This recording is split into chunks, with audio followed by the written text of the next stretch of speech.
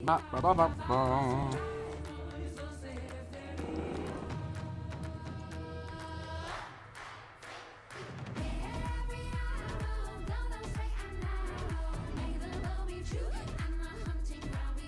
How's everybody doing today?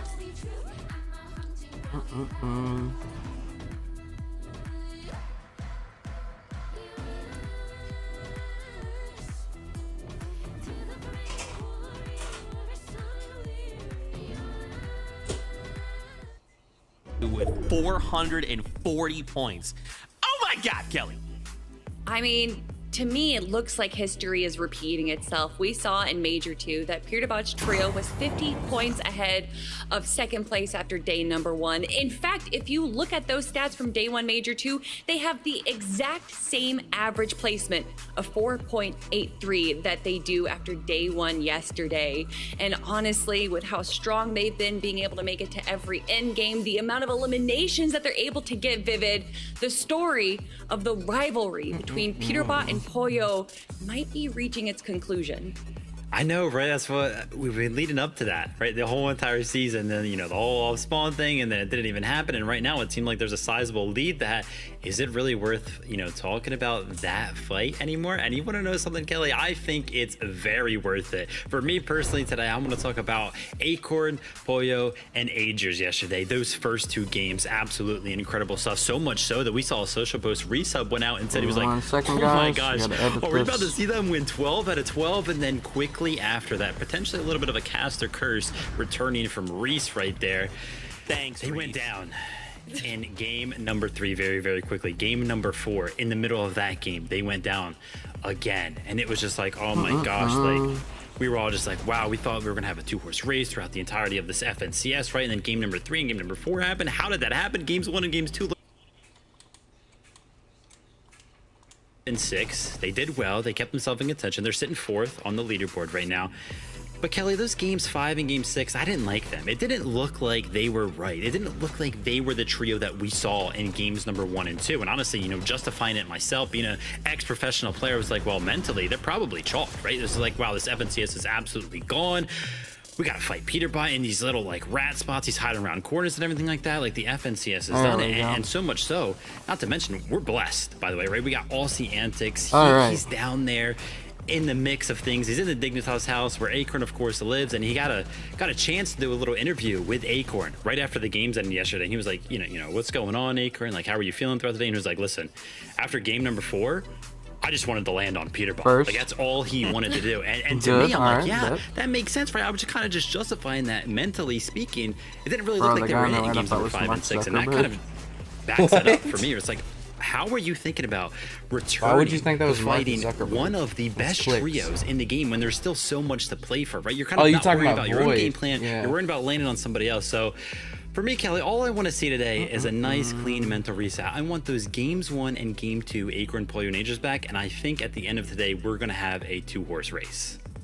It's really interesting, the dichotomy that we saw from their emotions impacting their gameplay throughout day 1, where I think there was a little bit of overconfidence after games 1 and 2, where they kind of made some, I don't want to say rookie mistakes, but they were just misplaying in games 3 and 4. And then we saw what emotions impacted them in that way negatively. But they are so smart. They are so locked in. I think that being in this dig house and being the experienced players that they are, they understand that they have to reset and come into day 2 I don't know if strong. this is his FNCS. I want to delve back to you, Vivid, really fast. So I saw that clip, right? And Acorn said something that stood out to me. And he was like, look, you know, we're playing win to win, and they're playing dirty. Do you feel like that's the case? So, like, in my opinion, and you know what? And if I'm wrong, feel free to let me know I'm wrong. But the fact that all of these trios are kind of doing these things to try and win competitions, right? Like, they have a strategy. And we saw this at same kind of thing. Agers and Pollo, you have a strategy they in won mind, the first 2 games. You should expect a trio to be like, oh, we know they're going to go there. We know they're going to loot here. They usually hit this place. They stop there. We can try and catch them off guard. And that's what happened. Now, of course, in the moment, Acorn's upset. He's frustrated. I get it. That's passion, baby. But do you think that that's right, that Peter-Bot's playing dirty? Or maybe is Peter-Bot trying to play to win? No, I don't think that specific play is dirty at all, right? They went ahead and bought a view. They know how they played that specific island spawn. They went ahead and played around it, and they picked up some great eliminations of it. To me, I think that's clean play for them. But you want to talk about clean play, Kelly? Why don't we go ahead and talk about the eliminations from Agers, right? Let's go ahead and take a look at the elimination leaderboard from day number 1. No surprise, we see Peterbot at the top right there, but Agers, in second place. They're actually tied. 19 eliminations to 19 eliminations. Now, Kelly, we know Peterbot played out 6 games yesterday. I just talked about how games 3 and 4, they were not so good for Acorn, Agers, and Pollo. They went down early. So you're telling me right now that Agers is tied in eliminations with Peterbot after effectively only playing 4 games? This is why I'm excited, right? If this trio plays 6 games I don't know. out I think today, Agers might carry I feel like his they squad. can really give a run for this FNCS win. I will say, I think part of the answer is actually on the screen right now, where we can see Cold, Peterbot's teammate, is with 17 eliminations in 4th place right now. So I think when we look at a trio as a whole, Peterbot's trio with Cold and even Ritual are able to all provide eliminations, whereas Agers was kind of carrying the team Clicks a little needs bit yesterday. eliminations in order to But come back. so many incredible He's like teams that we have to 150 talk points about, behind them. Zeke. There is just so much that we have to go over in He's so like little time before 151 we points. get into game number 1 They of the need day. 2 wins straight. I know. There's just And, like, so many 40 things kills. to discuss. First, though, why don't we go They hang need with a our bomb. casters? You know them. You love them. It's Monster Knee-Face W and Jacob Peterbot? PR. Eh. Thank you so much, Zeke. not a big Yeah, we Peterbot got a fan, to be lot honest. to talk about, a lot to look forward to today, Jacob. We've had a wonderful start to the tournament, but now things are really going to turn up. Yeah, I had one wish. I had one wish going into this FNCS. I did not want a blowout, and so far, I think I've been gifted it. I thought a 4-horse race going into this, and now it's looking like the top 8, everybody having a chance to win, and it goes to show one mistake, Monster, one bad game could cost you it all. Or one good ambush from someone like Peterbot, who clearly has showed he's willing to take tournaments into his own hands to win. Game 7 and starts take in home 6 the minutes, trophy. guys. I really just want to see, has anyone on NA taken note? Have they decided, hey, you know what? Why not give him some of his own medicine? Because to me, Jacob, that's the real question. No, it definitely is a 53-point lead. When the start of the day, it was Agers, Pollo, and Acorn that did have that lead. Other teams kind of making their name known. Kanata is in the mix, Rise, G-Money, and Aviv. But at the end of the day, first place Global Championships up for grab. Let's go back to Zeke, Kelly, and Vivid to see what else they have for us. Bro, MDF's like reading my mind, right? Like, when are we gonna give Peterbot a taste of his own medicine? When are we gonna do that, Lobby? Okay, everybody, we land on Peterbot. Okay, all of us, we're okay. Wait. Let's talk about Kelly. Oh my gosh, mentioned this guy's a giving lot of Peterbot way trios. too much credit. Mentioned trios that He could is a really good qualify, player, trios that and could I come think up he might be big the best here in player day in, number like, 2, and of Fortnite's course, ever seen, but this is a new day, right? So just forget I'm about not everything rooting that for him, happened man. yesterday. Let's just look at these numbers. Yeah, look at and start clicks. He's preparing at for right now. 289. Second and place, Peterbot's at Rapid, 440. Kanata, Bolt. Oh my gosh, these guys were going crazy yesterday. Game 3 victory royale with 11 eliminations, and they're just trying to play consistently. They did not They've have almost a single double game his outside of eliminations, top 8, too. which is crazy. Obviously, eliminations maybe just a touch on the low Must side, needs to but come back. I'm so excited to see what they bring for us here in day 2. I might What stay they here with brought you. for day number 1 was I'd appreciate really it if you incredible did. height control. We saw them actually getting chopped by Acorn's These are trio the- in an like, earlier this game stream and is have when height stolen Trench away needs to from be in them. here, you know? And the adjustments that they Like, this made is for literally that the stream next that game Trench to needs to be in here control for. height was so impressive. In game number 3, we see how high up they build their high ground, and they're using metal and brick mats Dude, the Rapid entire has time. came They back make this these season. connections throughout Same for all Bolts. of He the was doing zones. all They that have 3 crypto different stuff, and now connections, he's so no back. one is able to chop them. In fact, people are looking up and not even Crypto's a good attempting way to to get make money, but he eliminations on them. realized that And Fortnite although was you might his be asking, passion. well, what about the refreshes? Well, you can see Bolts right there using the bird form to be able to go down, get refreshes, and then quickly rejoin up with Rapid, Bolts, and Kanata. It was one of the strongest high ground controls that we saw all day, and I think we can expect a little more from them today as well. Yeah, I want to go ahead and correct myself earlier on because I was like, oh yeah, I think we're going to have a 2-horse race throughout the day, right? Peterbot versus Acorn, yada, yada, yada. Vivid, be quiet. I meant a 3-horse race because I also believe that we're going to see by the end of the day that Kanata is also going to be in the mix for that FNCS win. Are you gonna eat during I the mean, game? Would it? I'll what's probably the third, mute is up the and eat third lunch later. Team I'm about to go of get me a G-Money water, and though. Rise, or is that now a 4th horse in the race? Because these guys are not that far behind, right? I mean, 372, and really, their only like quote unquote bad game was G-Money, that first game where Rise, they placed and 14th with Aviv only have 1 elim. really shocked But me this every season. single game after that, a similar situation, right? Rise Only doesn't one other deserve it game after everything outside he's of done. 8th place, and they He's a had the snake. eliminations, That's Rise right so. there. It's interesting. We biggest have on snake one ever. side, great placement, a little low on elims. First On the other clicks and side, then high rise. elims. You know, Or pretty first solid clicks and placement. then Muzz, I'm and excited now to he's see once just again by what these himself. guys have prepared, because if I'm rapping Kanata and Bolts, I'm thinking, yo, Big Cheese, Aviv, G Money, and Rise aren't that far behind, man. We cannot make a mistake. Well, you know what Aviv's trio has prepared is kind of a simple answer, and that's these mid-game objectives. We Gonna saw get in yourself game a soda, number 4, BRB? the game that they took the All right, victory bro. royale, that not only were they able to get a Spire, not only were they able to get a Shrine, but also the Research Lab. By Zone 7, they had full capes, exotic pistol, 3 purple rifles, a legendary pump Dude, I heals, did not and realize near how good full Aviv mats. is. Being able to put yourself Jeez, this into guy is such a crazy. positive position in the end game allows you to kind of go on these incredibly aggro, low ground games and get all those eliminations, which are going to shoot you up the leaderboard. Yeah, I mean, we're talking about global qualification spots right now. Only 30 points trailing behind Rise's trio right now. Bugha hot on their heels, kind of fighting for minutes those global qualification spots. until I mean, the game Kelly, we came into this begins. weekend saying that there are 6 qualified teams playing this weekend. Those spots could roll down all the way to top 8.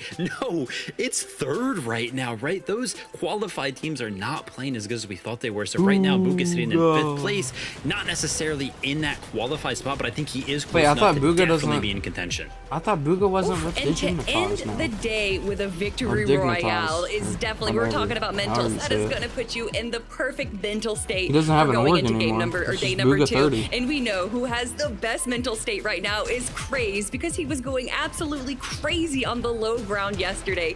Threats and Bugha had a perfect pickup with this player because they fit so Yeah, it's well Bugha as a 30. He doesn't trio, have an- but they just need to make a few more plays, maybe get a few Huh. more eliminations to be He able doesn't to have get an org that anymore, global so spot. why did they show No, him Kelly, with though, Dignitas? if we're talking about crazy plays, Muzz, Shadow, Sphinx, right? I mean, come on, man. It's Muzz. They're in 6th place.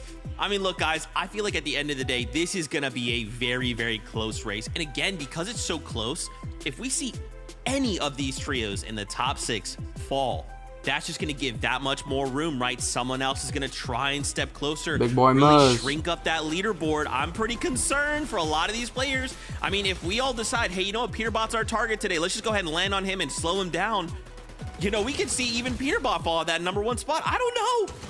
Listen, Zeke, if you're concerned for players, you need to be concerned for Skittles Trio because they are getting absolutely walked on in resistance space. Muzz, Sphinx, and Shadow say, you want our POI, you have to take it away from us. And they're just showing how well they do in the early and mid-game fights, just beaming Who are green you from so rooting far for? away. This is Honestly, the Muzz we I'm know rooting for and Clicks love. because I've Typically, when we been look at a watching Clicks contested since he was a trio, kid. we're like, oh yeah, they'll make it to the end game about 50% of the time. Muzz was like, nah, what about 100% of the time? Did not Clicks falter is like- a single I think game Clicks is yesterday. almost the Made same it to the age as end me. game, one on spawn every single game. I want to see more of that from that trio today.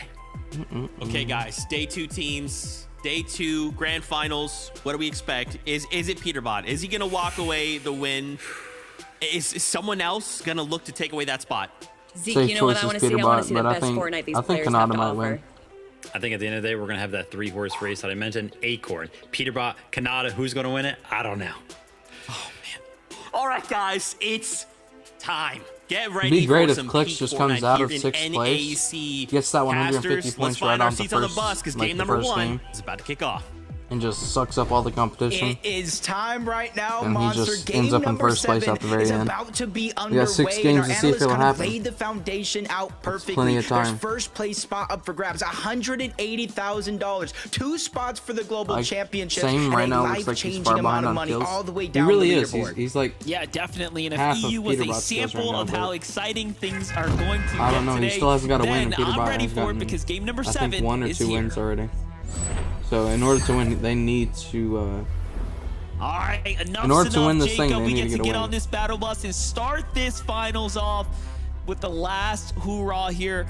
You know, to really kick things off, let's put things into the picture here, right? Let's give the bigger picture. Why don't you update the fans at home what they missed yesterday, right? What's on the Let me see if I line can do here? full screen for you guys. It might be a missed little more blurry. Movie yesterday. I don't know why you guys didn't That's a get little your blurry. tickets, but I'm glad you're here. Is that better, today. guys? Peterbot, Cold, Ritual, throwing almost everything at it, from launching themselves to the north a little side of the blurry, map, I think. going to Foxy Floodgate, sneaking up on Agers, Aviv, G Money, and Rise. Rise, uncontested to start the day, contested through the day, still ending up towards the top of the leaderboard. Kanata, Rapid, and Bolts consistently going for high ground. I think I've never seen an FNCS where they're literally throwing everything they have at their opponents to try to take that top spot.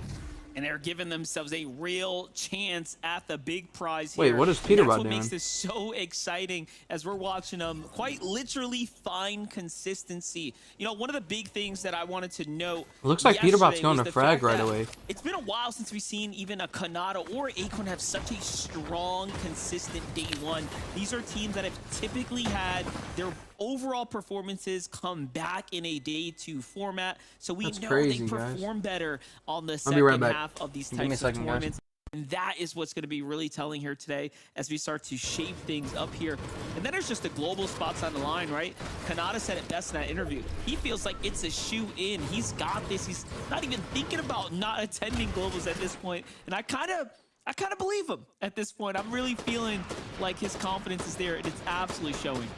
Yeah, and their gameplay, ever since that team formed, it's just been out of this world. Well, let's switch gears for a little bit. A team that honestly has had a bumpy road through and through, from contested drop spots, their group stages. Everybody thought this team was a lock to make it into the grand finals through that. Unfortunately, they did not make it in. They had to play through the LCQ, but they were first when LCQ opens were over. They won the first game of game number 1, but since they had to go through LCQ, another team through the group stages claimed this drop spot, but not anymore. No Skittles, no Bryce, no Dash over on that side of the map. So Mud, Shadow, and Sphinx, they're going to get a true chance to play these games out. And they're probably the biggest underdog right now when it comes down to, you know, again, fighting for globals right now, giving folks a run for their money, keeping eyes on that prize here. Aoxyplex and Jojo Fishy, after a strong day one, this is looking like a huge ambush waiting to happen from both sides as well. Look at the pre-edit on Enough's side there. He's got the half wall made. Aoxy must have felt like something was up, though. Someone took a step too much there for sure.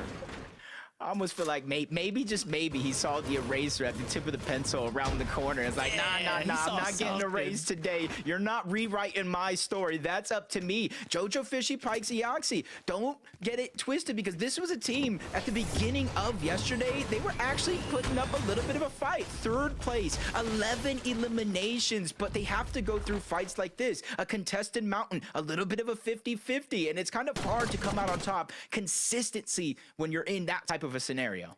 Oh, most definitely. Talking about those consistent trios, though, here's a look at, again, coming into the day, our second place, currently standing Kanata, Rapid, and Bolts here at the Crime City. Set up, nice little triangular hold on this overall section here, and just doing what they do best. But it's the end games. It's the end games that are really getting these teams and really showing the difference maker on the standings here. Quick stat giving us the Kanata Rapid Bolts are the only team to place in top 8 every game. So clearly placing points is their formula to success. Yeah, and kind of looking at the leaderboard, the only reason why they are in second place is the eliminations that Peterbot, Cold, and Ritual are able to put up, 30-47.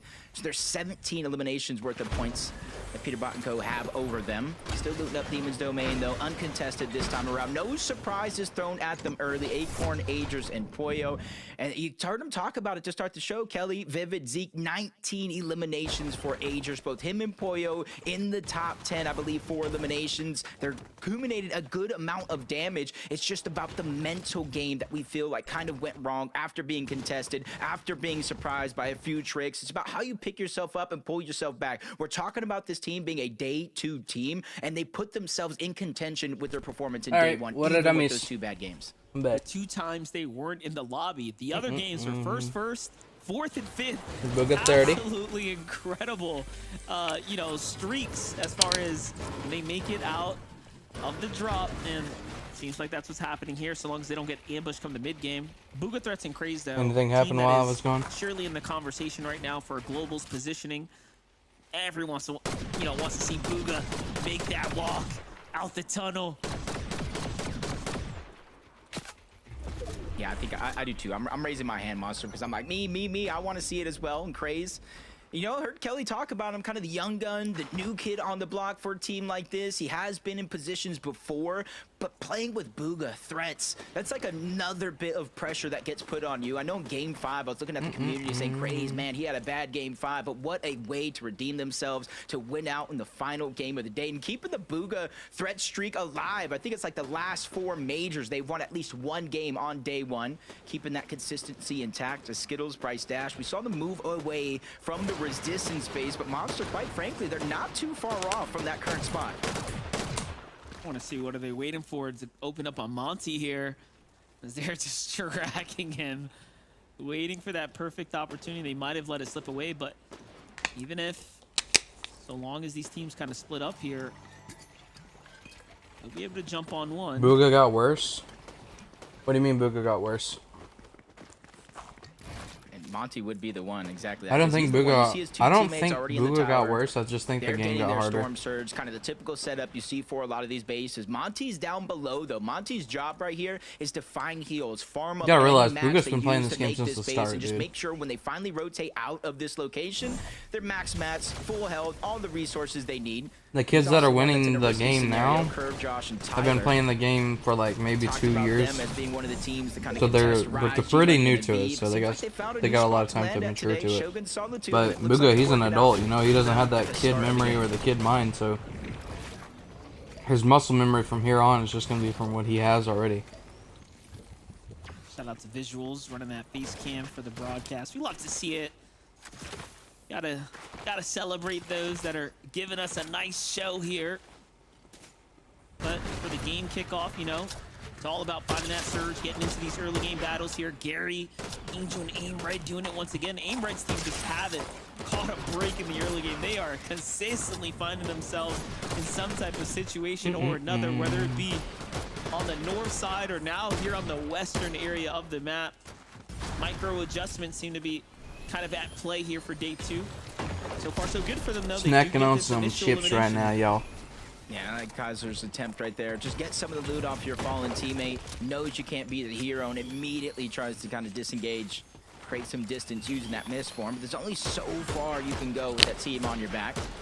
Just gotta wait for the next charge. I think it's roughly around 12 seconds in between usages. There goes his second.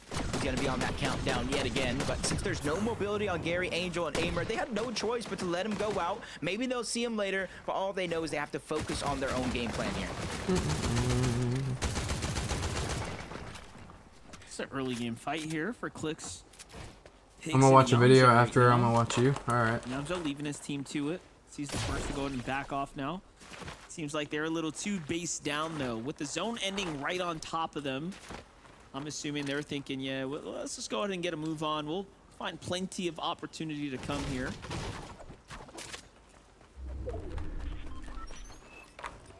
Yeah, another one of those north zones like you're saying, and it's kind of seen the switch up of the strategy throughout the day yesterday, depending on if the zone was towards the north or if it pulled towards the south. They feel a little bit more confident to take some of these early game fights because of all those teams towards the south, they're going to have to rotate north. The teams that are landing near them in the zone are not feeling Like that pressure Yamzo and to Higgs try have to been go playing for like any a wuss, eliminations bro. early. Other than them, as we tune They in, don't just say, Cold "Fuck is it, send it," already you know? down. Don't know exactly I should've what sent it happened in against this Peterbot. situation, but they're going to waste no time trying to get this Spire first, eventually trying to go back for that reboot onto Cold. But they need to make sure to get as much of this XP as Shoulda landed on Peterbot. as possible, because the chances of more and more teams trying to rotate in, especially if they saw that Cold go down, are high. Yeah, they're already picking up that B rank, and I'm not gonna lie, I didn't see anything in the feed, so I definitely missed it. But they shouldn't have any problems picking up Cold here and kind of getting their strategy back in motion. Uncontested though, consistently when it comes down to like securing these spires, right? That's a huge opportunity for them to just continue to have that consistent game plan of a perfect loadout, essentially, to do as they please, push the next idol, right, and just make big plays. Yeah, and you can kind of see it. Like you were talking about the XP, every single one of those NPC eliminations, you see the superhero rank going up little by little. Basically got a full rank and some off of that.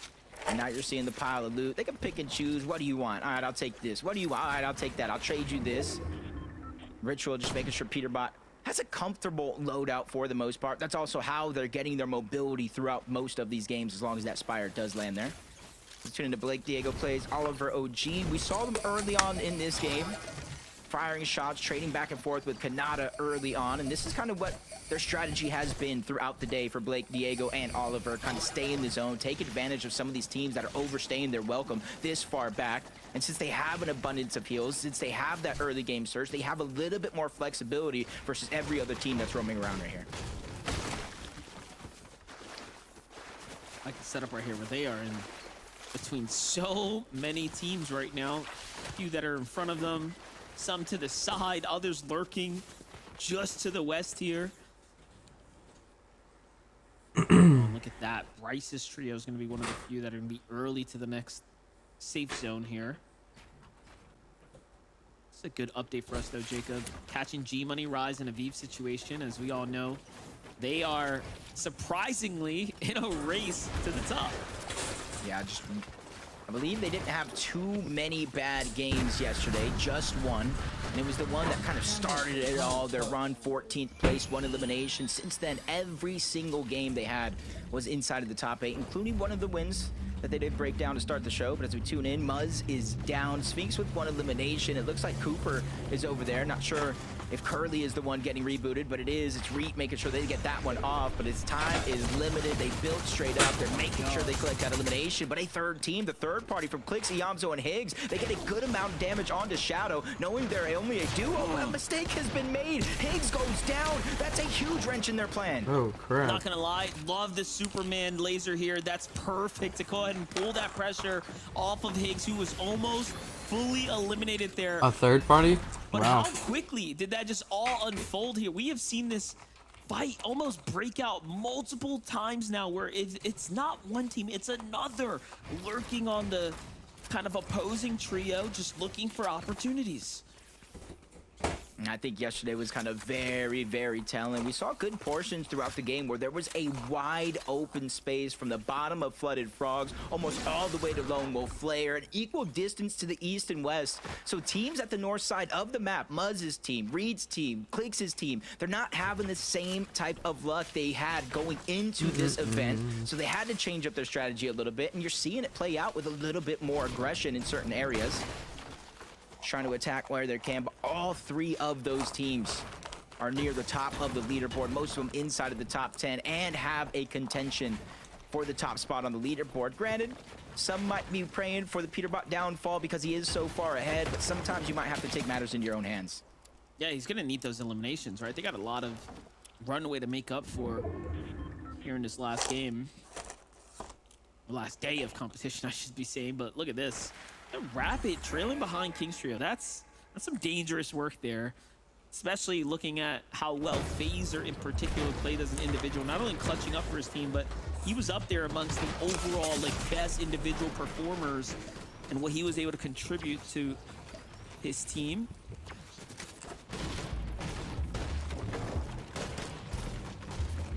496 damage. Most of this, honestly, coming off the back of Braids. We were talking about the damage numbers over towards Fox. He is the #1 damage leader after day #1, putting them in a good position. And they don't have the same pressure versus some of these teams because they already have their global championship spot locked in. Close call here. That's crazy. G-Money and Aviv, though. One team rotating right above them. Another team Yo, Aaron, towards their east. But the push Mucius Rise, still please. trying to accumulate the Please surge. push Even though Rise. they're 1,200 damage above the threshold, they know how easily and quick that can change. Jacob, look at this. 285 below. No cold, so this could be a fight for really the whole entire tournament right here. Let's This could see be what's the Clix difference at right maker. now. Peterbot and Ritual looking to cut off the weekend team. Oh trying to get that in shit, the middle. Clix This is is currently textbook 86 positioning here, below but in Storm Sturge. time to perform. If they don't hit the tags here, it's only going to get worse. Yeah, and it's even slowly getting worse in its own right because that third-party team up above is slowly but surely trying to look over in this direction. A lot of places to hide going into Brutal Boxcars, so they do have a chance to try to sneak up on the Golden, Mason, and Chimp here as well. You see them trying to go back into the space that they got early on and just almost try to look like they're disengaged out of this fight. They probably got notice of the zone pulling far away towards the Come on, east. Peterbot. And they probably got a feel Gotta what's surge, going on gotta right now, surge. and it does look like Surge has activated every 7 seconds. Now Ritual and Peterbot have officially been put on the clock. And you know they're hearing that shield break from the Storm Surge, so that's going to be the telltale sign for the bottom trio. And the bottom trio has to know it's Ritual and Peterbot. Oh, pushing shit, them Clix just as got they're down. You mentioned it yesterday, but their signature skin. This is Oh, usually he how died they to the start storm. the tournament off. So you know for certain this is Peterbot and Ritual here, but very rarely are they below the Surge. So there must be just so many questions being asked and thrown about with these trios. Yeah, and luckily for this moment, it does deactivate. It got below the number of teams for that zone, but you can see instantly pops Oh on yet again, my. and they're further Oh, wait, no, he didn't below die that to damage zone. threshold than I feel like He they died to have sleep ever ZR. been in an FNCS finals, or at least in recent memory. They're really going to have to figure it out, but they do have time. You see, as we tune into Kanata Rapid and Bolts, where the zone is actually going, it's not too far away from Brutal Boxcars. So in that one tick damage zone, it is going to continue to stay that way for at least one more. Like the positioning here from Kanata Rapid Bolts, they're just gonna base down, kind of chill Beyonce's out for a probably second. gonna die here. Yamso though playing deep in the storm right now. No Clix and Higgs. Things just devolving for this team here. Not looking good by any means, but hey, Yamso still got a chance to go ahead and recover and remain in the game. It's a nice little rotate here from Laporta. Gonna give him some distance, but there's just so much happening in this northern area. This is crazy, man. They just If don't anybody throw knew enough it as of a Clix solo or and get his team back up, Yamso. It is Yamso. 37 solo clutch points yesterday, keeping them, I believe, over that 200-point mark. It's just got exponentially harder with the time that Look, he's going for passes. high 'Cause he ground. still has to worry about Storm Surge. He has the Surf Cube, and he's literally just surfing up and over. It could be a good opportunity with now two teams distracted for him to try to make that attempt to go for the reboot card back. Booga, Craze, Threats, always quick to rotate to the zone. And honestly, the only time I feel like they're What not up, good Alex? is when they're How you doing rotating with today? the slow side, trying to give himself that better advantage. Oh, look at the update there. Muzz Shadow Sphinx officially eliminated our 6th place team, allowing the rest of the top 5 to somewhat maintain the lead at this current time here. I really hate this stage of FNCS now. Virtual Peterbot. Not everybody's just doing making surge out the bases. Storm. They seem to have gotten an elimination right here. They are right on the team. Almost every Mason, they were frame fighting in the storm. is They a make surge it to base. the next area. Take a look at the highlight here as they come on in. Oh, is that off the chin? Straight into the box. Wrap it up so quick here. Storm Surge is I would say it is, but even Clix with that just died. elimination, they were still 377 below, 453. They essentially 2+ eliminations worth of damage here. They got have 8 two players points right in and front, they but I'm just sure lost. That's not going to be enough overall. They continue to trade shots down onto one. They do get the wipe, but exactly as I said, they're barely above that damage threshold, 51. So they can feel confident now. They can feel the pressure alleviate, but they know that's going to switch up if they don't continue that upward trend in damage. And then King team know, Oliver's team know, Reek knows. They know exactly who is in the middle there. The feed lighting up. They can hear the shots. That's going to be very interesting. Oyo, Agers, Acorn make an early rotate here, giving up their positioning to go ahead and play a little bit more center. Possibly targeted. Maybe someone broke their base from below, but clearly something wasn't sitting right with them on the previous spot now. Look at that. Off they go. Straight early rotate to the new zone. Utilizing those dashes almost perfectly. Peterbot Ritual back into the mix. They don't have the luxury, the time really to kind of wait around. They have to fight here and now. And on the flip side, though, with Cold being down as early as he has, a monster, there's no team in this lobby that's going Bro, to get Clix is this getting type of flamed right situation now. ever again with them going down. I don't even know when he kind of disappeared out of it overall, but they're a duo. They gotta take them out. They gotta cut down that 53-point lead. And I don't think anybody has been in a position to start to feel confident. They've been through 2 different teams so far, Chimp, Golden, and Mason. Now this team, full trios in a Someone 2v3 commented, situation, dominating fighting with every Surge on their bit of the backside, season 110, to go to down Grands and 81. shit the They're bed. starting to fall below the That damage is threshold, and crazy. a max pull for this next zone. If they figure out a way out of this, I'm not sure exactly anything's what they're going to be doing, able though. to stop them in this game. Yeah, well, clearly they're going to be able to make the rotate, but the damage is obviously going to be extremely concerning. But look at this, Peterbot making the call like, wait, if we go through this tunnel, we lose all the time on the clock, right, to fight, but we could go up and trail that other team instead. They are going to stay Oh shit, down they're low. below. No, never And mind. look at that. There's a They're team not below waiting anymore. on the other side of this mountain. Wow. 183 tag. Ritual's got to either back up Peterbot here or something, but Peterbot clutching in when it matters most, finding a little bit of damage is still not enough. It's actually Reese Trio who's on the other side here. The damage being dealt. Everyone's kind of feeling it here on the lobby. Peterbot Dire Ritual go up and situation. out the town. Look at this. 258. Oh, Kill Peter, all or kill Peter, nothing. kill Peter. 50 Ritual is going to get taken down. He's Peterbot. he's literally Now he's back right up against there, the wall, bro. 269. Why are they not Fall further pushing? and They know further. he's there. 306. It gets worse, and now his last usage of that misform going to be used. He dives straight towards a whole nother Oh, this team is being exposed so- down below. His okay, only finally. chance to get sprayed on the Really? other side. Active Surge as well. Wow. Versus elimination. Siphon is literally God, these keeping him pictures are alive. so while Storm bad. Surge and the damage from the storm itself is eating him. He's insane. Even though he's holding on here, you can see he's got that warrior spirit. He does not give up at all. Fighting through and through to the very end. It's Curly's Cheerios below him now. Trying to think back, did he miss any loot? But it's too risky to go for it. Now These going for the people scout know here, that they it's a downloaded the solo and they're just information. not pushing King's it. Trio makes a move here. Might be time to rotate, but he needs some type of mobility. It's only going to get tougher and tougher from here. This is crazy, Top man. 15 placement points as well. These are all very critical. Just push 'em, man. opportunities for Just Peter push Boston 'em. to stay in the lead. Cooper, Ree, and Curly though on the move now, but there's still a chance, right, for the rest of the lobby to break away.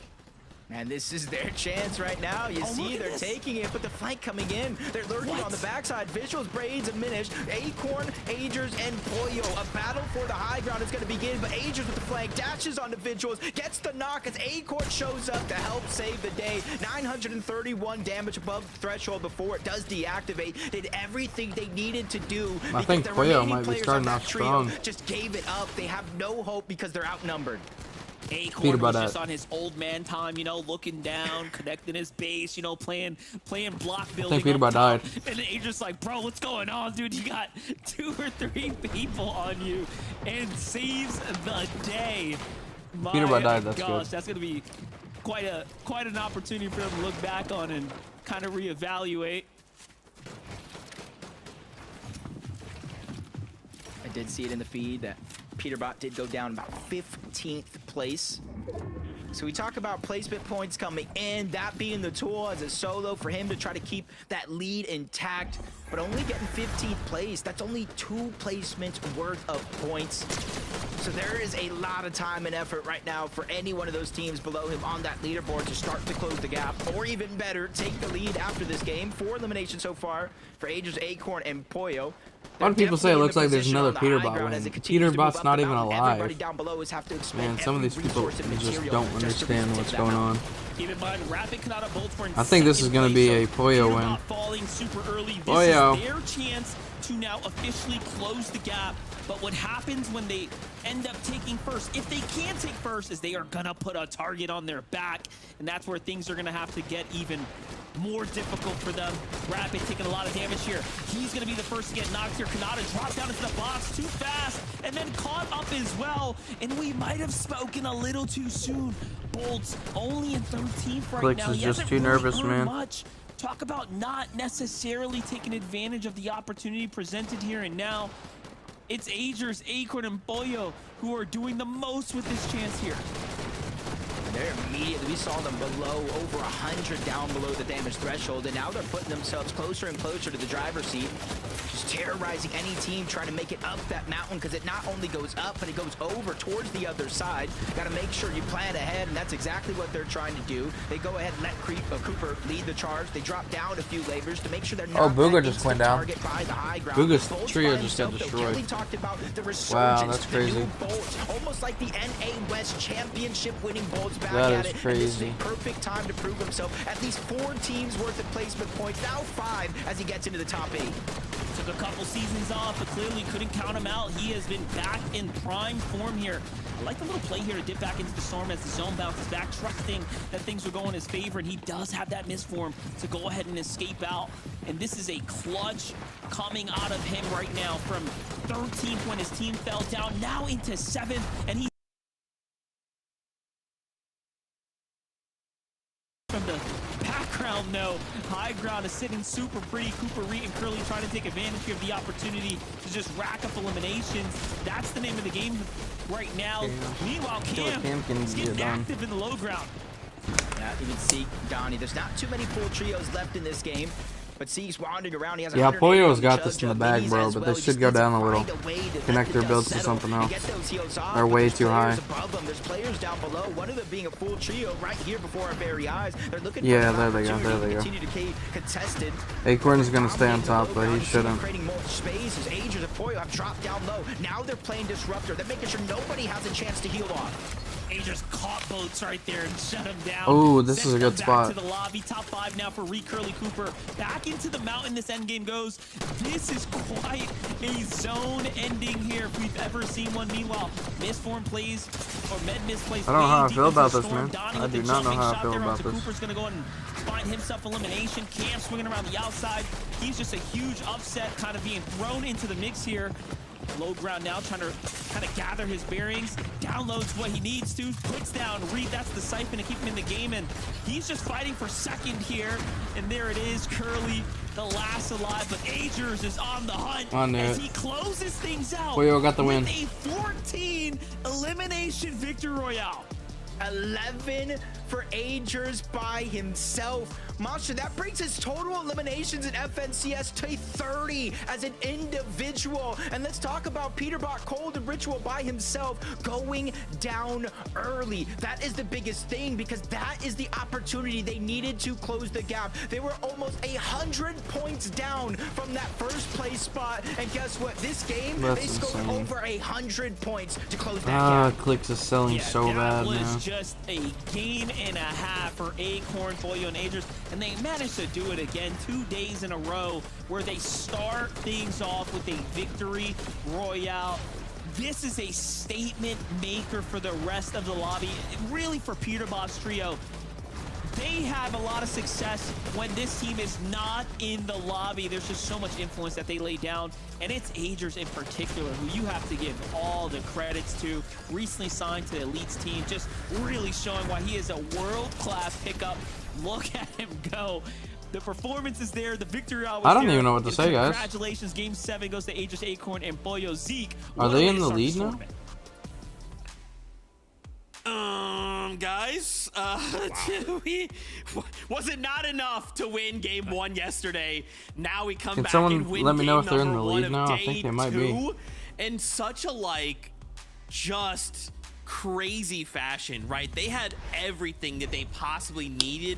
They had height in 9th. They had so many heals ready. They left Pollo up top to go for that heal off if necessary. I mean, everyone had little things like, I don't know if you guys saw at one point, Acorn had 2 med mist in his possession. If things got really crazy, he could look to make some plays. Oh my gosh.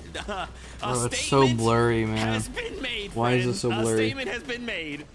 The start of that statement definitely had to have been when they ramped up for height, and we see Visuals trio ramping up just behind them. And for a moment, they weren't even turning around. It looked like Acorn, Pollo, and Agers were going to lose height as soon as they took it, but they immediately turned around. Agers responded so well, and they, were able to just kind of control high ground from the rest of the game. That's how Boogie went down? Yeah, I mean, when you look at the statistics, when you look at the eliminations, everybody's how like, Booga wow, went Agers down. is the That's MVP crazy. of that game, right? Picking up solo 11 eliminations, and yeah, absolutely. But that play that Kelly's talking about when Agers alive was a little actually longer, so they got some able to placement take the points. 1v1 the Visuals to kind of fend off that 3v3 that was about to happen on the high ground. That, for me, what's your guys' is why he opinion was on the the MVP of that Outlaw game. shotgun? He defended the high ground. He I don't really defended like his it, trio but as a whole. lots of people are And using oh it. my gosh, I mean, I called for it. We called for it. Kelly, we were like, listen, there needs to be a mental reset coming into the day. We know how good they were in games number 1 and 2 yesterday. We got to find that trio again.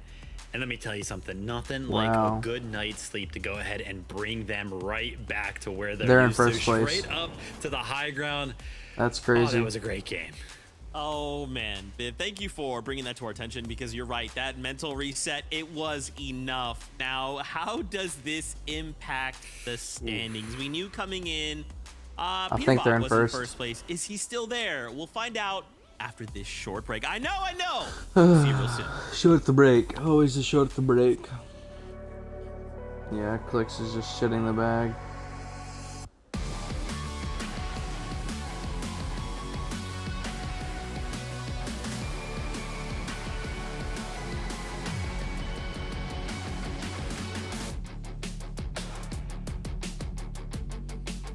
I don't know why they're showing this. This was like last FNCS. This isn't even this FNCS.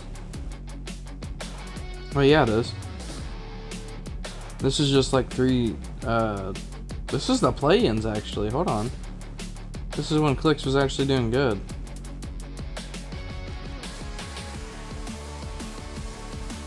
I'm not even gonna lie, guys. If Clix does not actually like focus and play for the win every single game instead of pushing like he has been, he's just not gonna win this FNCS. He needs to trade for a surge. He needs to play smart, and all he's doing is pushing these dumb fights that, in the storm, not to mention. And it's just not gonna work for them. It's like they're too scared to go and confront Peterbot and do what they normally do. If they just do that, then not only will they knock off Peterbot on the leaderboards and ruin his FNCS, they'll also have a better chance of actually winning their games. They just need a confidence boost.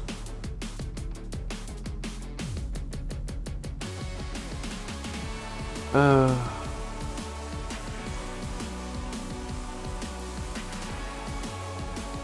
no, I guess this is what happens when you play scared.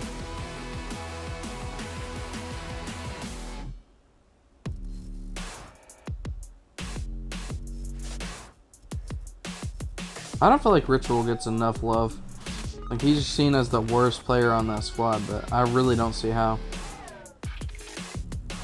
Like, sure, he doesn't get the eliminations, but he has more clutching abilities than most players on other teams do. He's a good player. He's a really good player. People said that they should replace him. If it's Puyo, I understand that. Cold, Puyo, and Peterbot, it'd be a crazy duo or trio. Imagine just seeing Cold, Peterbot, and Puyo on trio together. That'd be insane.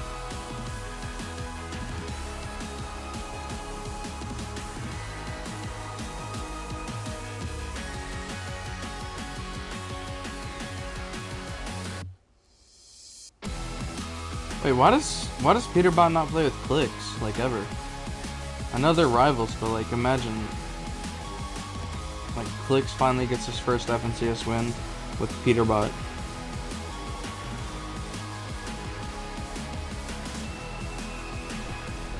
Welcome back, everyone, to leaderboard time. Finals, day 2 of the FNCS.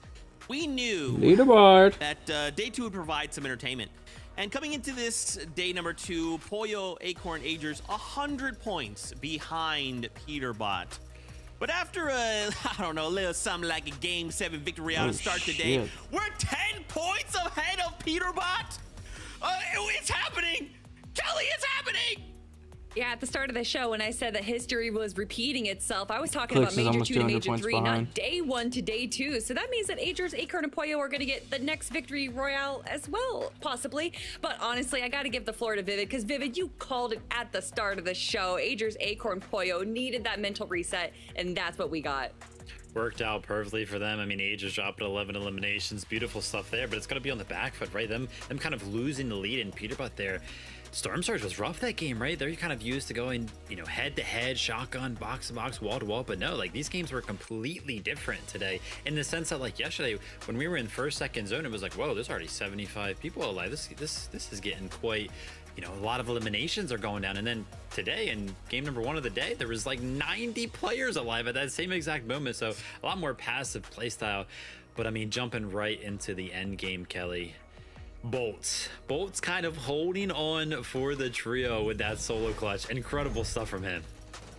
I just want there to be some kind of highlight reel showing the bolts that we had for Major 1 and then the bolts that we have for Major 3, because I would never guess that this is the same player. He is playing absolutely lights out today and all of yesterday as well. When it comes down to solo clutches, there's honestly rarely anyone better than what we've seen Bolts be able to do.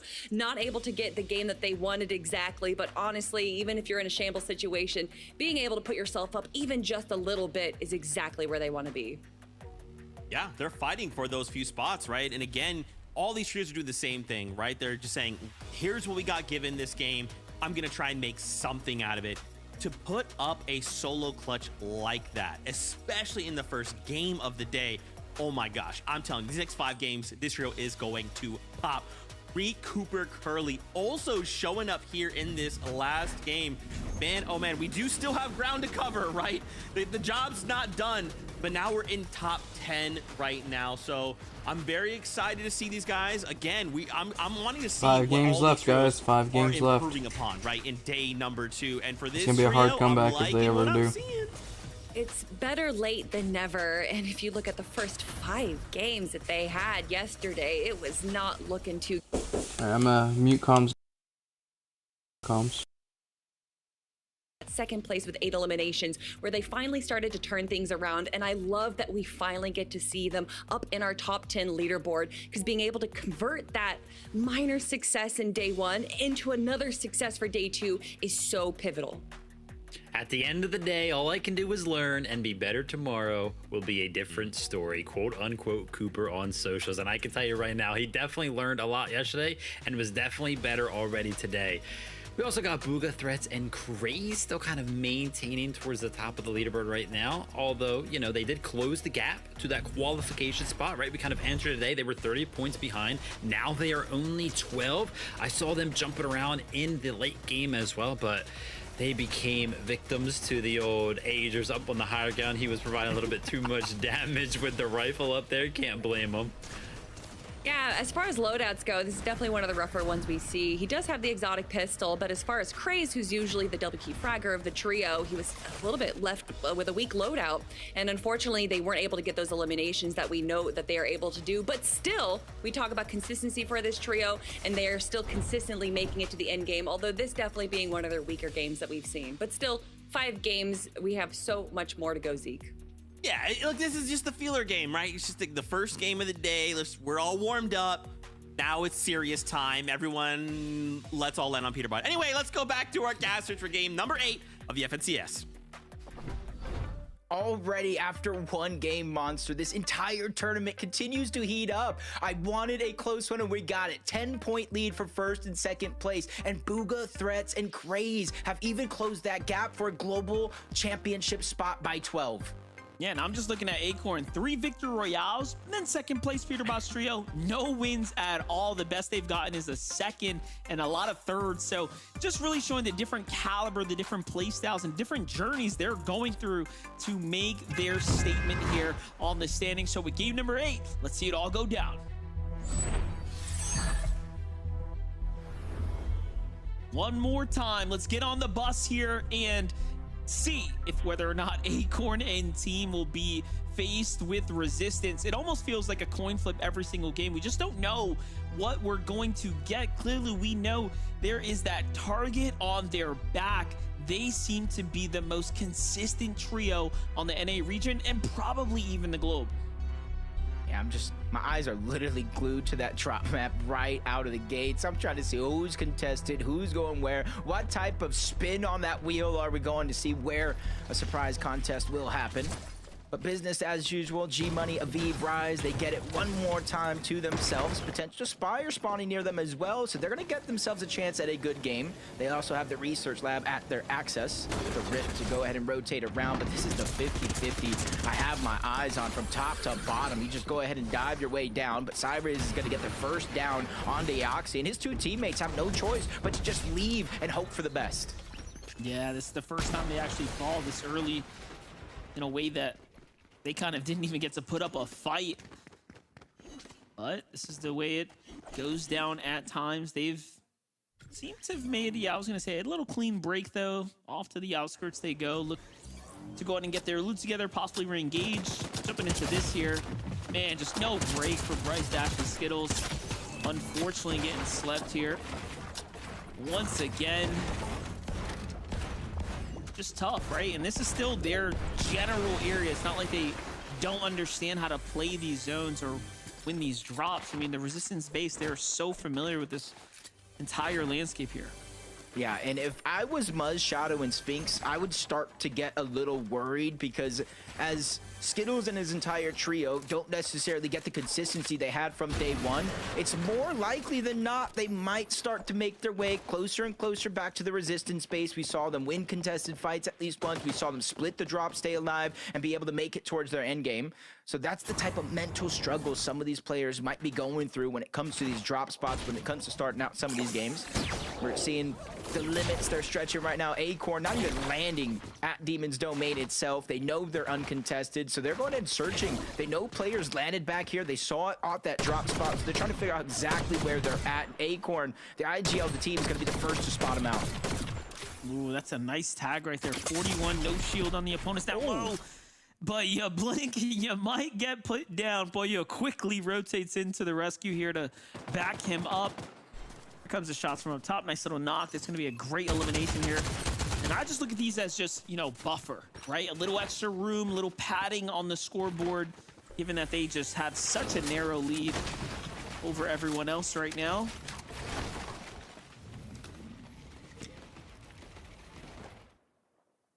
That was good for Pollo to kind of just close the distance quickly there, just to make sure that he didn't run away, because his teammate was there. They might not necessarily know it, but we see he did have some backup on the way.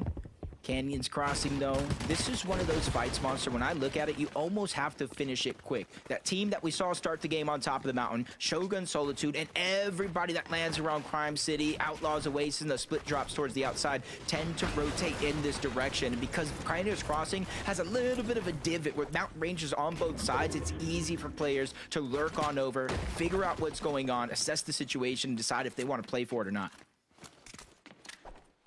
Yeah, definitely. You see teams get farmed for tags all about this area when they're rotating. Peterbot already making a move up. This is very reminiscent of the last majors. That early rotate up towards the Lone Wolf. They know how to play this out. They know there's good opportunity to find a somewhat of an ambush set up here.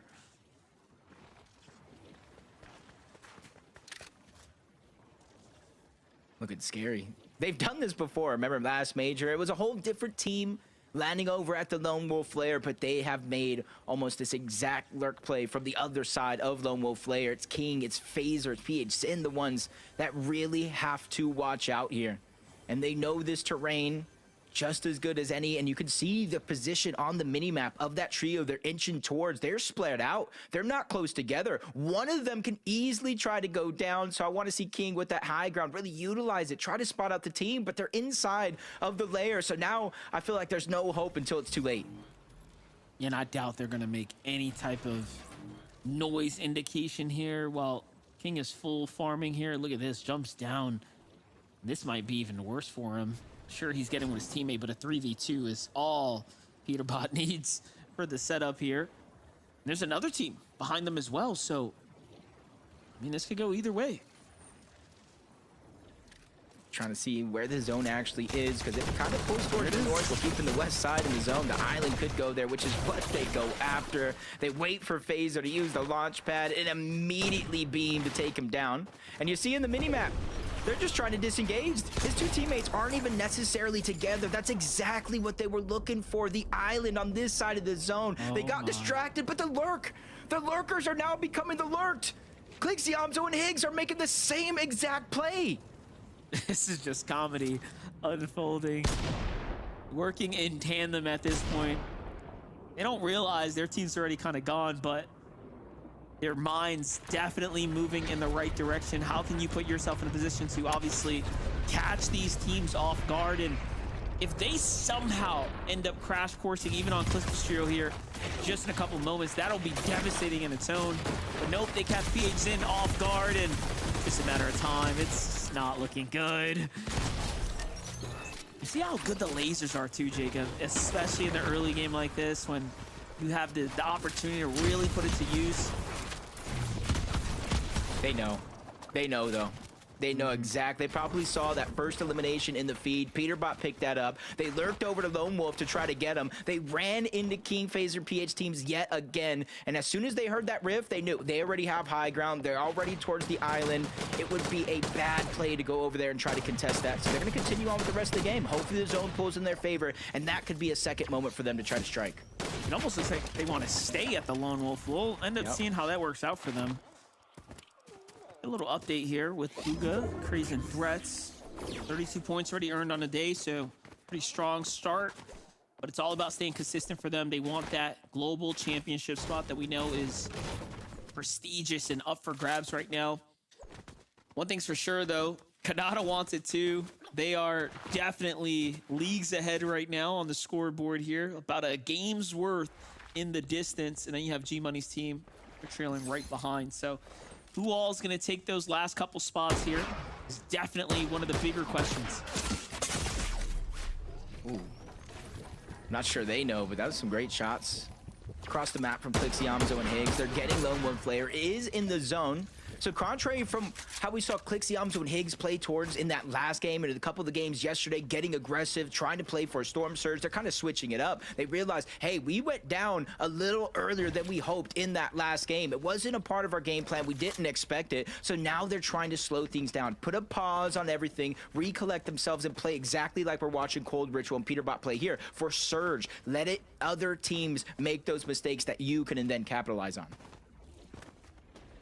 Yeah, Cole's just throwing out markers right now, trying to see if he can fish for any trios. Hasn't caught a break yet.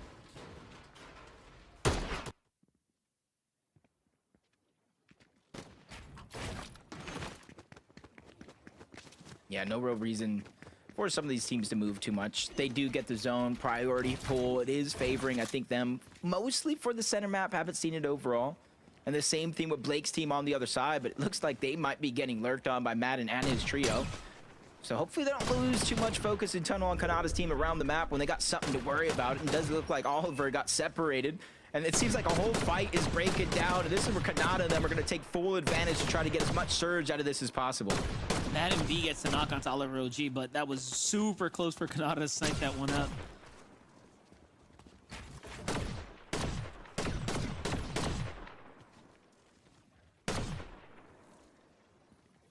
I like that coming out of Bolts. 18 points, solo points in that last game, making them the #1 player in terms of solo clutch points for the game. And you got to think Rapid and Kanata got to start be feeling a little bit more confident with each and every game that passes, saying, hey, we might have to do less. Bolts is doing the most, especially when it comes to those solo opportunities. But we saw Oliver G go down in the feed across the map early on. 3v2 here. Blake trying to fight back. You see he's burning through his materials, changing layers, trying to stay alive. Inadvertently separating a little bit too much from Diego plays. He's trying to find his way back. Diego looking to back him up, though, trying to find the angle. It's still a 3v2, though. This is not easy by any means, but Blake flexing his capabilities right now, but still, it's not going to be enough as Liam just a little too aggressive for his liking here. Gets the better of him. And then you know that Kanata Trio's just watching this, chipping away shots here at the builds and whatnot. I feel bad for Diego plays. He's in such a rough spot here. There's so much ammo in those Spire rifle clips. You can literally spray for days. You chain him with your teammate. There's no chance for Diego to heal. Now they're playing for piece control on the walls. Liam bites off just a little bit more than he could chew. He gets taken down to 65 HP. You see Diego trying to take advantage, get aggressive. But the numbers game, there's just too much sometimes. 3v1. They're eventually able to take him down. And not only claim all the loot, but claim that position on top of the mountain. Shotgun in hand, they were ready. And this zone, too, is starting to favor slightly to the north, so this is going to be even more favorable for them as far as, like, holding this mountain is concerned, especially if those Elims right there, pushing them up and over into, like, a comfortable area for overall damage. That's going to be big. Muzz, Sphinx, Shadow.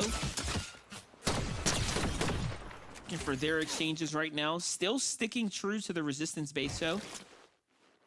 Kind of questionable, I would say, though, for them to be here this long. I have to assume that their damage is probably not the best, so they'll likely need to get into a fight here soon. Yeah, especially more so. They already pushed that one team off. Kind of imagining the feed, watching them kind of play it all out. It's King, Phaser, PHM, all three of them back up. Not necessarily the best shape, but at least they've given themselves a chance. And they know there's footsteps here. That's Sinetto, Cam, and Osid on the other side. A team that could be a little scary to fight. We saw them qualify through the group stages, consistency through and through until they got that win. So they know they can play both sides of that coin. They know how to turn it on when they need to. And rightfully so, it looks like they're pushing out King Phaser and PH Sin's team, even probably forcing them to take that railing all the way to Brutal. Well, if it's practice you want, it's practice you get for King Phaser and PH Sin. This is what they signed up for as they jumped into this NA region. They're in 13th right now, the team clashing with them in 14th, so somewhat meeting their match here and now. Like the move to the Brutal, pick up this vending. I think get them right back in the game right now.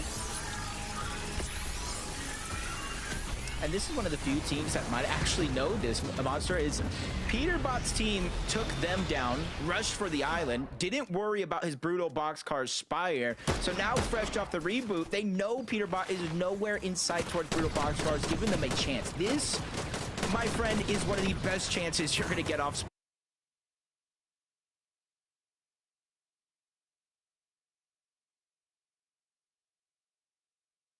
See how far they're able to take this game with a huge second chance. Rise, G-Money, and V making that far rotation outside of Outpost across Foxy, trying to get into the zone. They're beating a few teams back there, and since they were kind of shooting back and forth with some of those teams, they could realistically position themselves on one of these mountain ranges to continue to look back like they're doing now. Yeah, definitely got to play for key positioning here. You don't want to get caught between these valleys like Braids and Diminish, almost forced to go deeper into the storm. Little fight, including here, seems like. Tyler, Curve, and Josh trying to jump in, but whoa, what happened there? Must have been a crack in the build. Someone squeezed some shots, and it's Aaron's trio. Oh, yeah, it's a full team as they were going to finish up blue, but just, I guess, got a little too tunnel vision there. That's going to be Raz for them. It's only one way into those labs underneath and multiple ways out. Sometimes it's not even worth the risk, and you see why. Teams waiting on the outside. There's sometimes some grids that you can't even necessarily build on there as well. It's a good spot to plan ahead and really try to get that sneak attack, which they did find success onto one. And you're seeing exactly why they're going for plays just like that, Monster. Only 68 damage above the threshold. Even though it's early on, we know that's going to change in the blink of an eye. Back and forth right now. Seems like the Jig duo made it out of the lab itself. They have a chance to kind of fight this one off here. A couple bandages, though, to give them a little bit of room. Fred's team doing the same here, so it'll be all or nothing here shortly.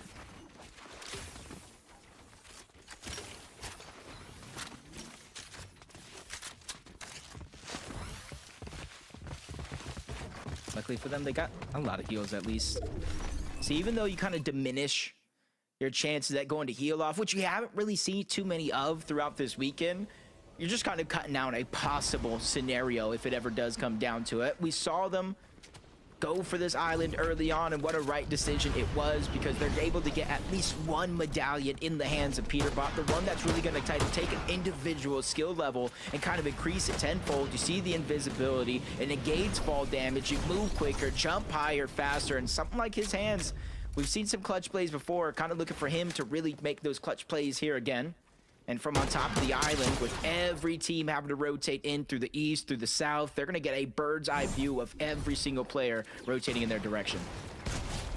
A little replay from King. The fight goes down, and Cam's trio meets them here at the Brutal Boxcars, and it just full-on collide with one another there. That's going to be huge for them. I think that should surely push them up into A, possibly even S rank if they caught that Spire. Just think about the benefits of that. That HP increase, of course, going to be super beneficial. Even that the zone might actually become a 2-tick. Hold up. They need to start moving ASAP. What do we have here? 220 above the damage threshold.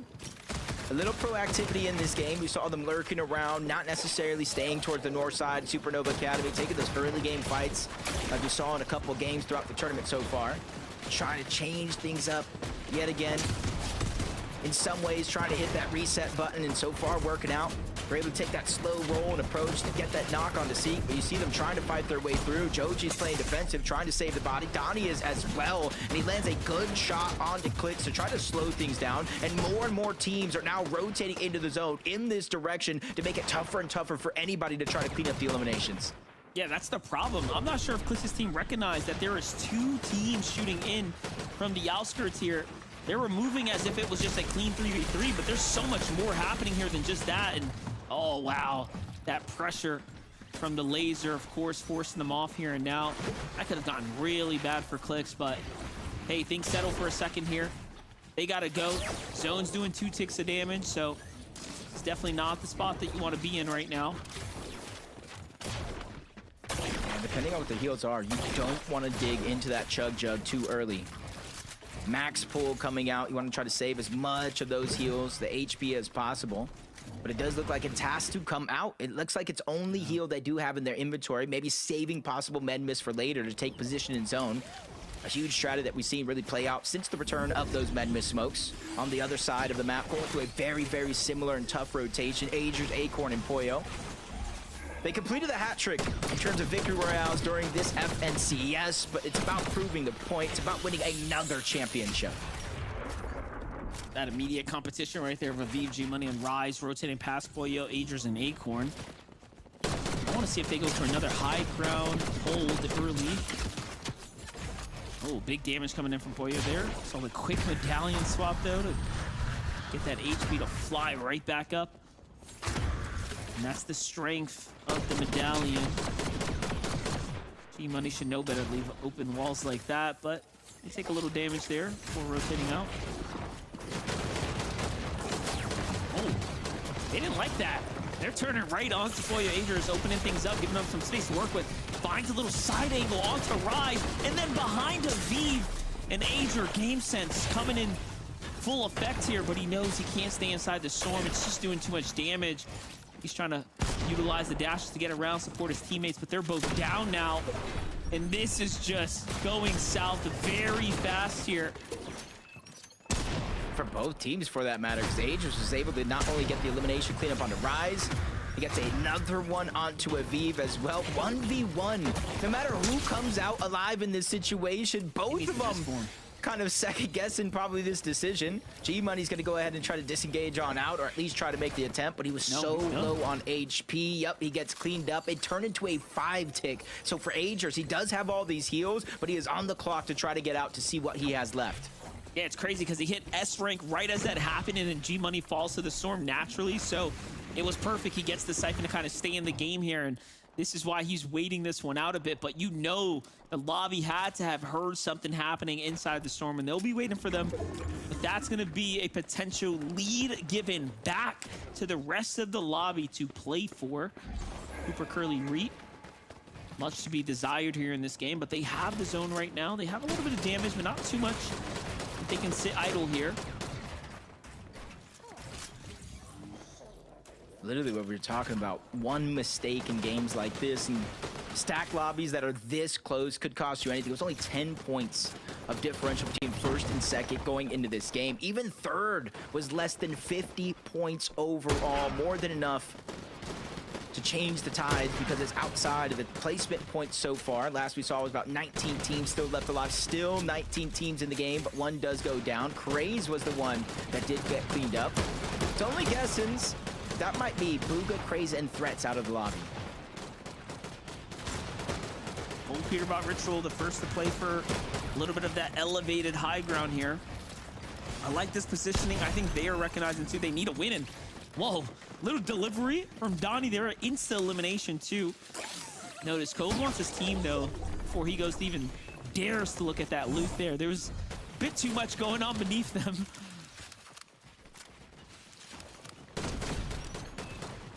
Yeah, no knock. Straight elim. Bugha, Craze, and Threats officially out. Around 19 13th place, so no placement points for them so far. Clix, Yamzo, and Higgs are feeling the pressure from across. A bunch of players spraying their way in. They're trying to get off that bottom layer, but Clix does a good job. Not only getting the shields down, but leaving them with just a sliver of HP, but it's more than one. It's more than two. It's almost 3 to 4 or 5 even teams shooting in this direction. Yamzo's going to go down. You see the material count relatively low. No hard mats. They're building in wood. That's a huge sign of weakness. The spray is relentless, and I don't think it's going to stop. It's Peterbox Trio from up top. They're kind of initiating this. They're almost signaling to the lobby, get in here, add that damage, and they just get focused right back to the start of the game. PH Zin also had a little bit of an influence on that one. And that's just tough, right?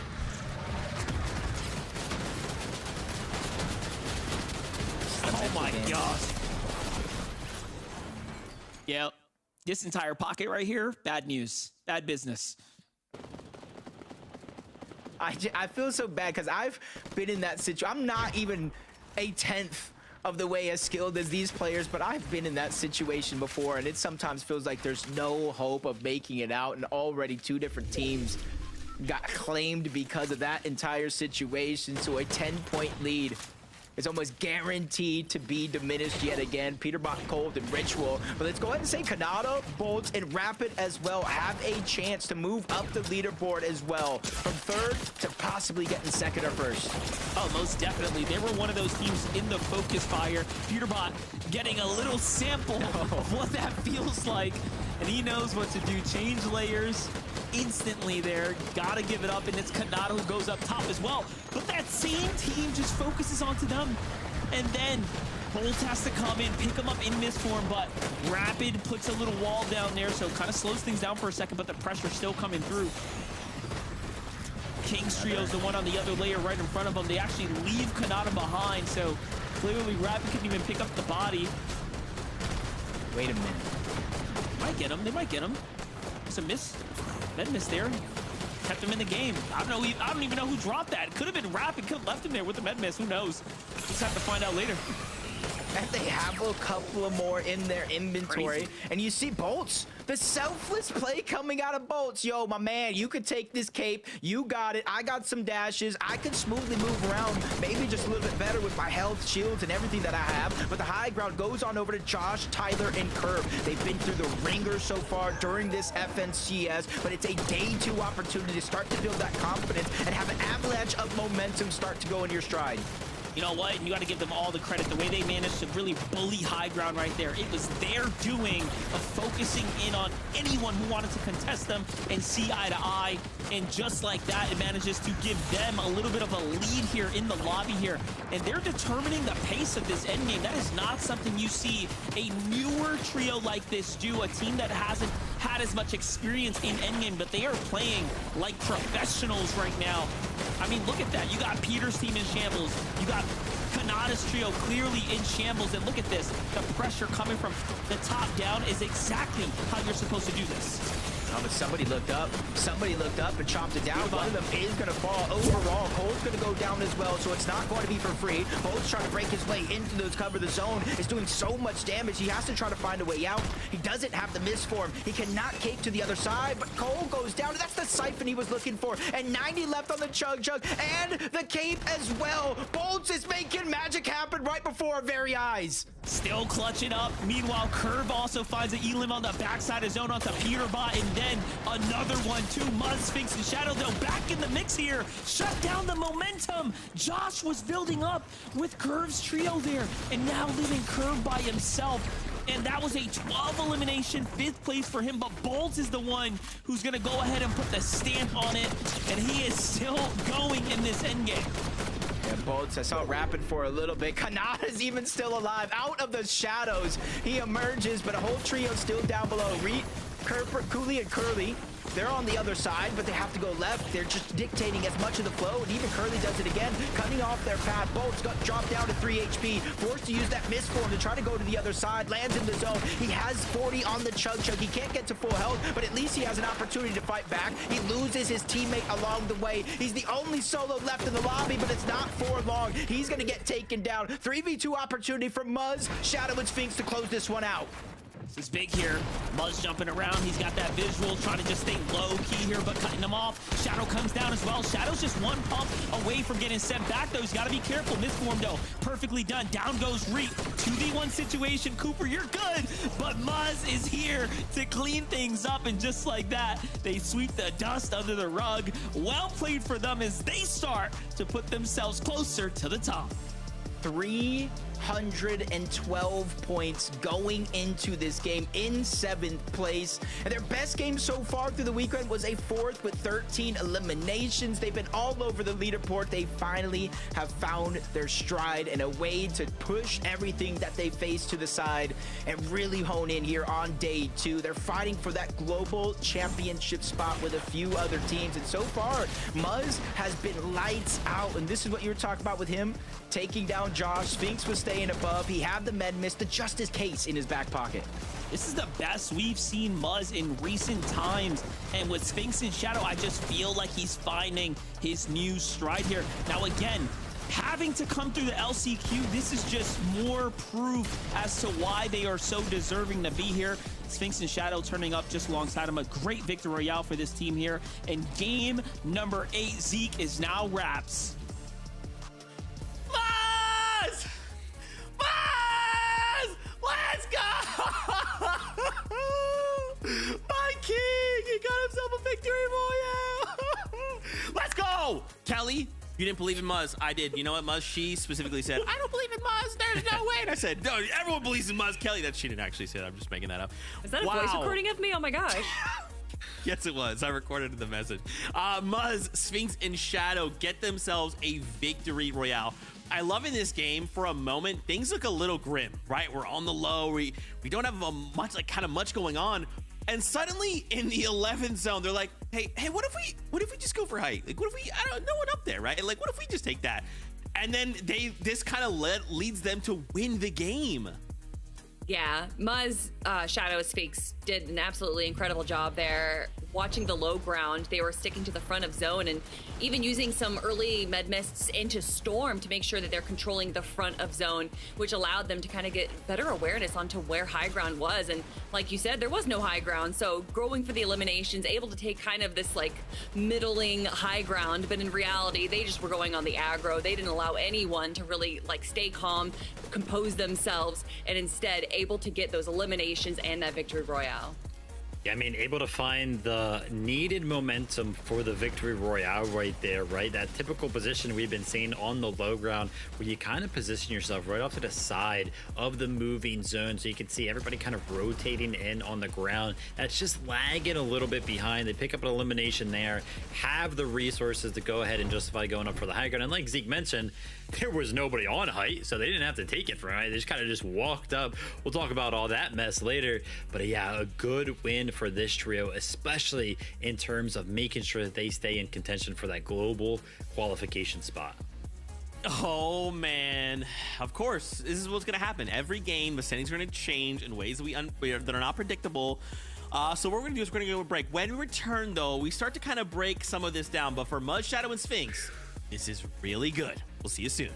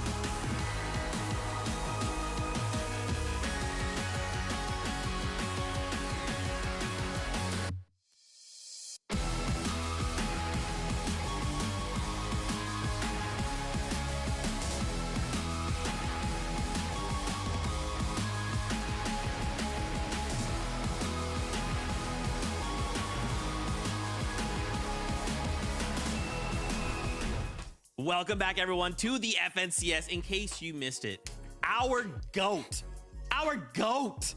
Muzz, Shadow, Sphinx got themselves a victory royale in game number 8.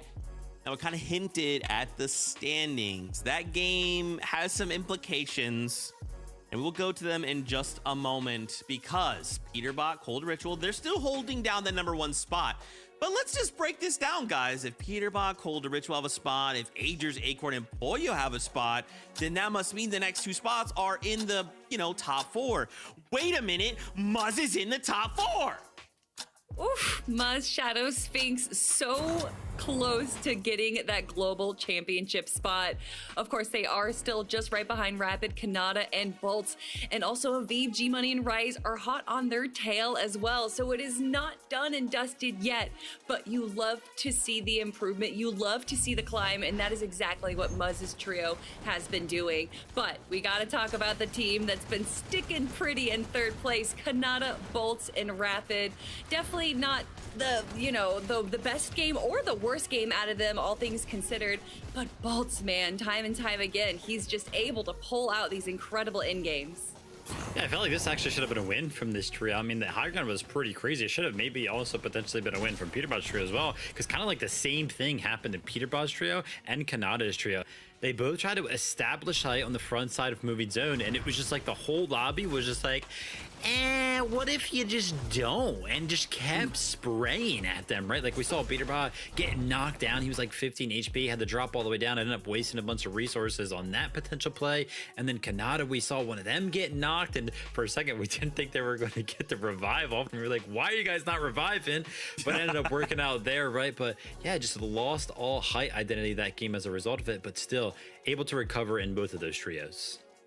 I'm telling you, man, I feel like this season we have just seen so many solo moments that have been so pivotal for a trio, right? That have kept them in the game or earned those little bit of points to just make sure they don't stumble. Bolts, shout outs to you. Of course, we have to continue the conversation though.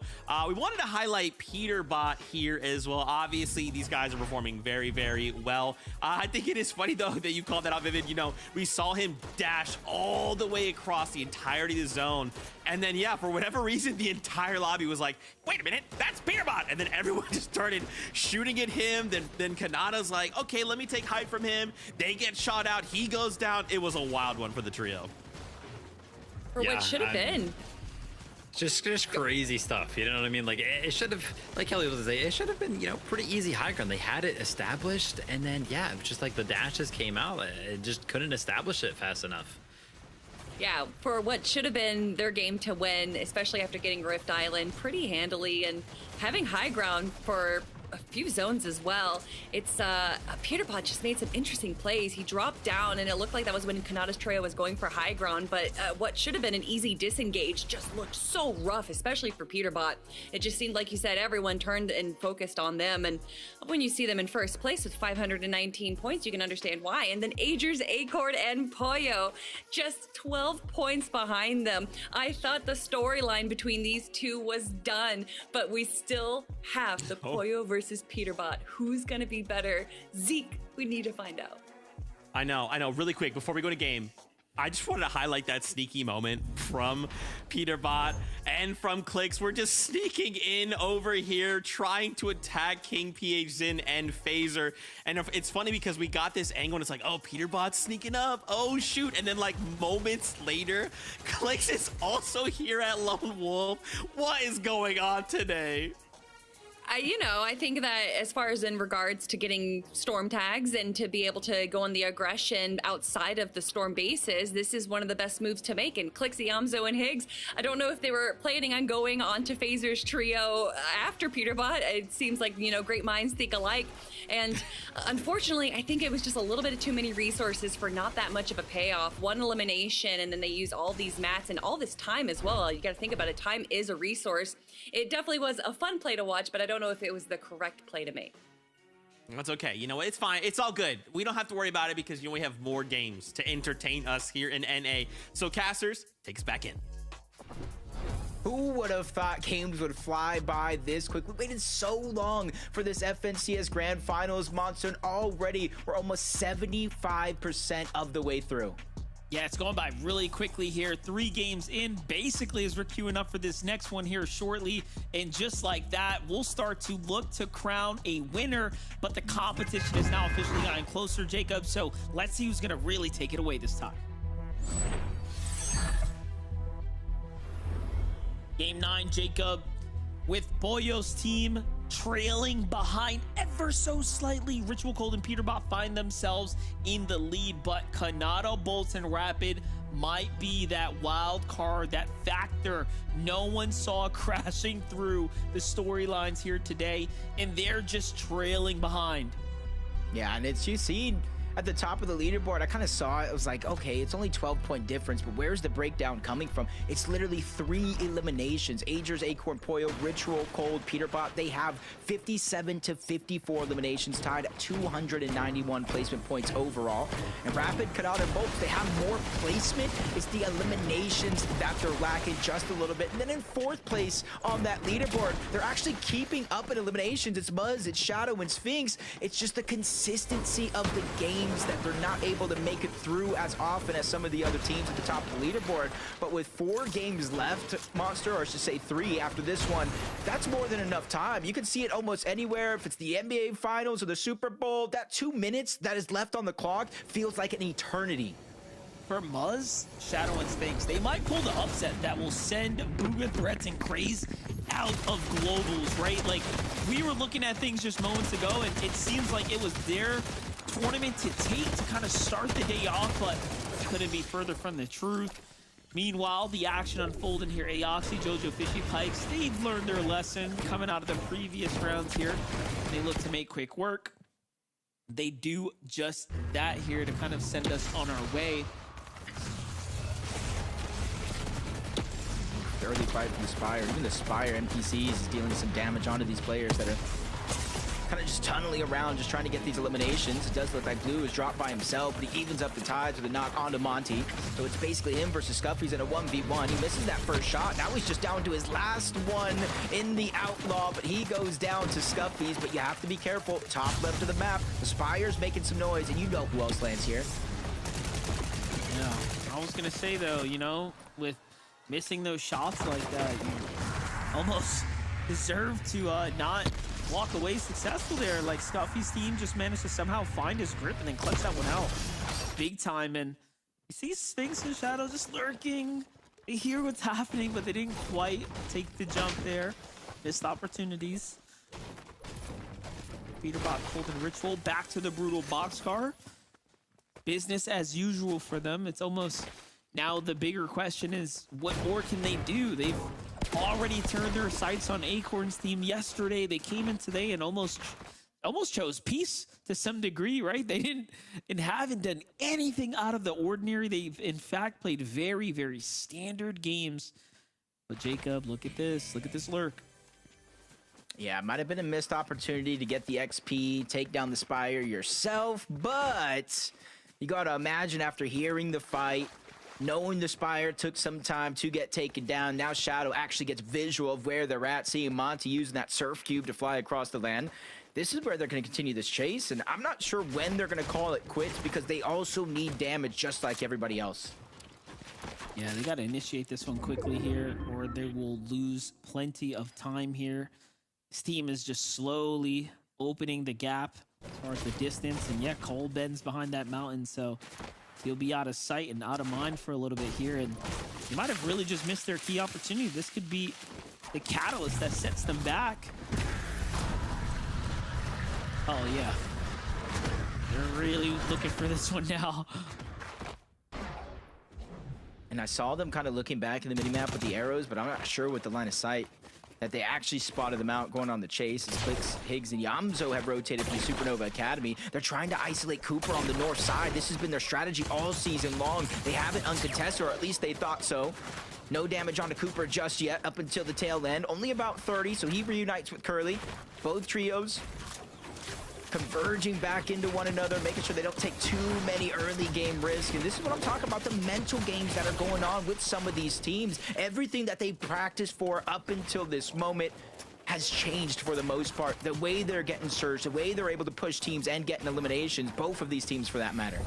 Hey, very methodical too. Clix continuously bringing and carrying along those extra heals for the fight too. So they're pretty much prepared for everything to happen here and unfold, possibly even go the distance in the storm. That was very interesting to say the least. Bryce Skittles Dash haven't quite caught a break here in the last 2 tournament days. I mean, even this one here, pretty tough. Only 4 points earned on the day. Some of which just in this game. That single Elam. Almost makes you wonder if it was this